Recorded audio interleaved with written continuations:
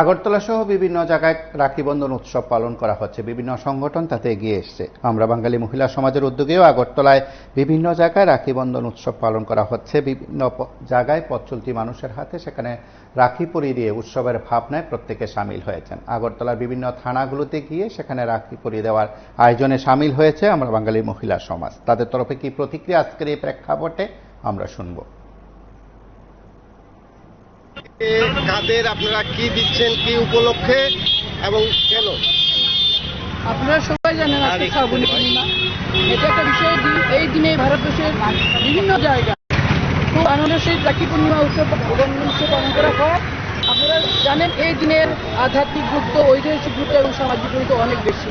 আমরা জানি যে সেই ব্রিটিশ আমলে ইংরেজরা যখন সুচতুরভাবে আমাদের বঙ্গভঙ্গ করতে চেয়েছিল 1905 সালে, সেই আমাদের মধ্যে বিভেদ সৃষ্টি করে চেয়েছিল হিন্দু মুসলমান এদের মধ্যে, তখন রবীন্দ্রনাথ ঠাকুর এমনই দিনে গঙ্গাঘাটে স্নান করে সবাইকে নিয়ে এই মিলন বন্ধনের জন্য হিন্দু মুসলমান খ্রিস্টান সবাইকে রাখি করেছিলেন। বিরাট মিছিল প্রকাশ হয়েছিল। ওনারই পথ ধরে আমরা আজকের দিনও আমরা দেখতে পাচ্ছি কি রাজ্য, কি দেশ, একটা হিংসা বাতাবরণ এরকম চলছে। এমনই দিনে আমরা যেন সবাই ভাতৃত্ববোধনে আবদ্ধ হতে পারি এবং হিংসা নিন্দা ভুলে সবাইকে আপন করে নিতে পারি, ভালোবাসতে পারি। এই জন্যই আমাদের এই প্রোগ্রাম। এবং আমরা দেখতে পাচ্ছি যে আজকের দিনে বাঙালি জাতি যারা আমরা অনেকেই বলে গেছেন, আমাদের সাহিত্যিক বা মহাপুরুষরা বলে গেছেন, বাংলা বাসলে ভারত বাসবে, ভারত বাসলে বিশ্ব বাসবে। তাই আমরা চুপ করে বসে থাকলে হবে না। আমরা একটা সংকর জাতি, আমরা একটা পুরানো জাতি। বাঙালি ইতিহাস অনেক পুরানো এবং এটা অনেক পুরানো, 7,000 বছরের বাঙালি জাতিরা, সেটাকে আমরা নষ্ট করতে দেবো না। নারী পুরুষ সমানভাবে আমাদের এগিয়ে আসা দরকার এবং এই উদ্দেশ্যে আমরা মহিলারাও আজকের দিনে যাতে আমরা সবাই ভ্রাতৃত্ববোধনে আবদ্ধ হই, আপনাদের মাধ্যমে হিংসা নিন্দা বলে সবাইকে ভালোবাসতে শিখি এবং মনটা, এই সমস্ত কাজের দ্বারা মন উদার হয়। আর যার মনটা উদার হবে তার কাছে বিশ্ব ব্রহ্মাণ্ডই আপন লাগবে। এই উদ্দেশ্যে দ্বারা আমরা এখানে মিলিত হয়েছি এবং আপনাদের মাধ্যমে আমরা এই বার্তা দিতে চাই, এই ধরনের অনুষ্ঠানগুলো সবাই আরও বেশি বেশি করে।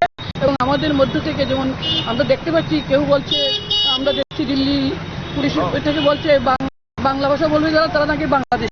আবার একবার সংসদের আইটি সেলের একজন বলছেন, অমিত দেব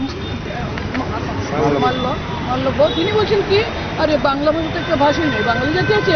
এইরকম যে বিভিন্ন রাজ্য থেকে বাঙালিকে বিতরণ করা হচ্ছে, বাঙালির কাগজপত্র থাকা সত্ত্বেও বিভিন্ন তৈরি শ্রমিককে মহারাষ্ট্র, গুজরাট, উড়িষ্যা আমরা দেখতে পাচ্ছি। শুধু ত্রিপুরা বা আসাম নয়, সব জায়গার মধ্যেই বাঙালিকে এই বাংলাদেশের পরিস্থিতিকে কেন্দ্র করে এই যে হিন্দু বাঙালি বাইরে বা বাঙালিকে যে কোনো মুসলিম বাঙালিকে যে নির্যাতন শুরু হয়েছে, এটার বিরুদ্ধে আমরা একটা প্রতিবাদ গড়ে তুলবার জন্য একটা প্রতীকী অনুষ্ঠানের মতনই করি। আমরা প্রত্যেক বছর করে যাচ্ছি এরকম।